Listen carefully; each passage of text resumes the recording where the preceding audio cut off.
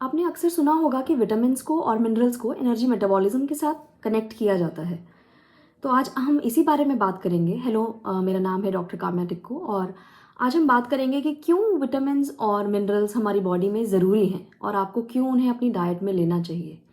तो अक्सर आपने सुना होगा कि जब भी आपको लो इन एनर्जी फील हो या फैटीग है या किसी भी तरह की दिक्कत है, एनीमिया है, तो उसको विटामिन्स और मिनरल्स के साथ एसोसिएट किया जाता है। तो आखिर ऐसा क्या है विटामिन्स और मिनरल्स में जो कि वो एनर्जी मेटाबॉलिज्म में रोल प्ले करते हैं और कैसे करते हैं। तो हमें इसे इस तरह से देखते हैं कि जैसे जब भी आप खाना खाते हैं जिसमें कि कार्बोहाइड्रेट्स और फैट होता है, तो कार्बोहाइड्रेट और फैट की बात हम सबसे पहले इसलिए करते हैं क्योंकि वही बायोमोलिक्यूल्स हैं जो कि हमें एनर्जी देते हैं। उसके अलावा आप अपनी डाइट में प्रोटीन भी खाते हैं, लेकिन प्रोटीन को एनर्जी देना नहीं है, बट वो ऐसा कर सकता है अगर आपकी बॉडी में कार्बोहाइड्रेट्स और लिपिड्स प्रेजेंट नहीं है। तो अब जब आप कार्बोहाइड्रेट्स खाते हैं, सबसे पहले हम कार्बोहाइड्रेट्स की बात करते हैं क्योंकि मैंने पहले भी बताया है कि वो आपकी बॉडी का प्रेफर्ड फ्यूल है। तो जब हम कार्बोहाइड्रेट्स लेते हैं, तो जब कार्बोहाइड्रेट्स एटीपी में कन्वर्ट होते हैं तो 3 स्टेप्स लगते हैं उसके कन्वर्जन में। पहला स्टेप है ग्लाइकोलिसिस, दूसरा टीसीए साइकिल और तीसरा इलेक्ट्रॉन ट्रांसपोर्ट चेन। इन सारे स्टेप्स में जो भी एंजाइम्स यूटिलाइज होते हैं, या जैसे कि ग्लाइकोलिसिस स्टेप जो कि ग्लूकोज से पायरुवेट बनाता है, उसमें 10 एंजाइम्स होते हैं। तो कोई भी enzyme without coenzyme and cofactor work नहीं करता।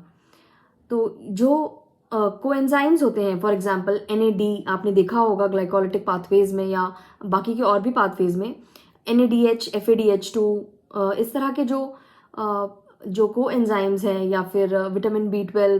तो ये जो कोएंजाइम्स हैं ये सारे विटामिन डिराइव्ड होते हैं, यानी कि विटामिन जब आप खाएंगे तो उनसे ही ये कोएंजाइम्स बनेंगे आपकी बॉडी में। उसके अलावा जो कोफैक्टर्स हैं जैसे कि मैग्नीशियम है, आयरन है, कोबाल्ट है, जिंक है, कॉपर है, ये सब भी आपको डाइट से मिलता है। तो यानी कि जब आप डाइट में अपनी ये सारी चीज़ें लेते हैं, मिनरल्स, ये सारे मिनरल्स लेते हैं, तो ये आपके एनर्जी मेटाबॉलिज्म के पाथवे में हेल्प करते हैं।